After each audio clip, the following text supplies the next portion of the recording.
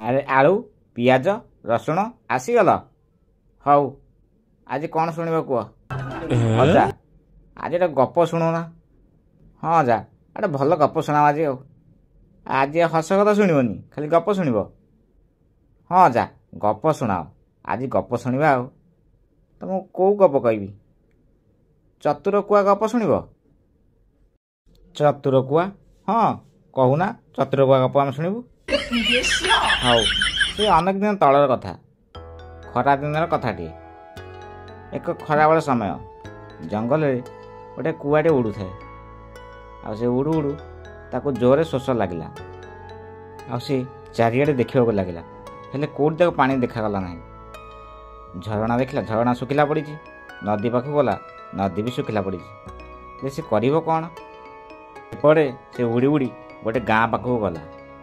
ଆଉ ଗାଁ ପାଖରେ ଗୋଟେ ଘର ଦେଖିଲା। ଆଉ ଘର ପାଖରେ ଗୋଟେ ମାଠିଆ ଥୁଆ ହେଇଛି ଦେଖିଲା। ସେ ମାଠିଆକୁ ଦେଖି ସେ ବହୁତ ଖୁସି ହେଇଗଲା। ଆଉ ସେ ମାଠିଆ ପାଖକୁ ଗଲା। ଅଜା ସେ ମାଠିଆ କ'ଣ ପାଣି ଥିଲା? ଆଉ ସେ କୁଆଟି ପିଇଲା? ଆରେ କହୁଛି, ଯେମିତି ସେ କୁଆଟି ସେ ମାଠିଆ ପାଖକୁ ଯାଇଛି, ଦେଖିଲା ମାଠିଆରେ ପାଣି ଅଳ୍ପ ଅଛି।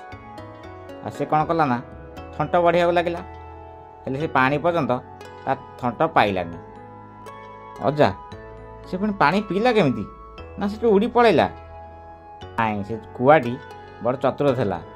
ଆଉ ସେ ବୁଦ୍ଧି ଲଗେଇଲା କେମିତି ପାଣି ପିଇବ। ଆଉ ସେ କ'ଣ କଲା ନା, ସେଇ ମାଠିଆ ପାଖରେ ଛୋଟ ଛୋଟ ଗୋଡ଼ି ଗୁଡ଼ା ପଡ଼ିଥିଲା। ଆଉ ସେ କ'ଣ କଲା, ତା ଥଣ୍ଟରେ ସେ ଗୋଡ଼ି ଗୁଡ଼ା ଉଠେଇ ସେ ମାଠିଆରେ ପୁରେଇବାକୁ ଲାଗିଲା। ଯେମିତି ସେ ଗୋଡ଼ି ଗୁଡ଼ା ମାଠିଆରେ ପୁରେଇଛି, ମାଠିଆରେ ଥିବା ପାଣି ଉପରକୁ ଆସିବାକୁ ଲାଗିଲା। ଏହା ଦେଖି କୁଆଟି ପୁରା ଖୁସି ହେଇଗଲା। ଆଉ ପାଣି ପିଇଲା, ଆଉ ସେଠୁ ଉଡ଼ି ଚାଲିଗଲା। ଆରେ ବାଃ ଅଜା, ତ ବଢ଼ିଆ ବୁଦ୍ଧି ଲଗେଇଲା। ହଁ, ଆମେ ଏ ଗପରୁ କ'ଣ ଶିଖିଲେ? ଏଇଆ ଶିଖିଲେ, ଯେତେବେଳେ ଆମ ପାଖକୁ କିଛି ସମସ୍ୟା ଆସୁଛି, ତାର ସମାଧାନ କରିବା ପାଇଁ ବାଟ ଖୋଜିବା ଆଉ ବୁଦ୍ଧି ଲଗାଇବା। ଦେଖିଲ ସେ କୁଆଡ଼େ କେମିତି ବୁଦ୍ଧି ଲଗେଇଲା ଆଉ ପାଣି ପିଇଲା। ସେଇଭଳି ଆମ ପାଖରେ କିଛି ସମସ୍ୟା ଆସିଲେ ଆମେ ତାକୁ ସମାଧାନ କରିବା ପାଇଁ ବୁଦ୍ଧି ଲଗାଇବା। ବୁଝିଲ? ହଁ ଅଜା ଠିକ୍ କଥା କହିଲ।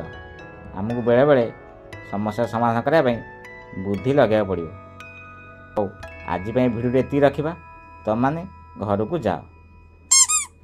ହଉ ଅଜା ଆମେ ରହିଲୁ।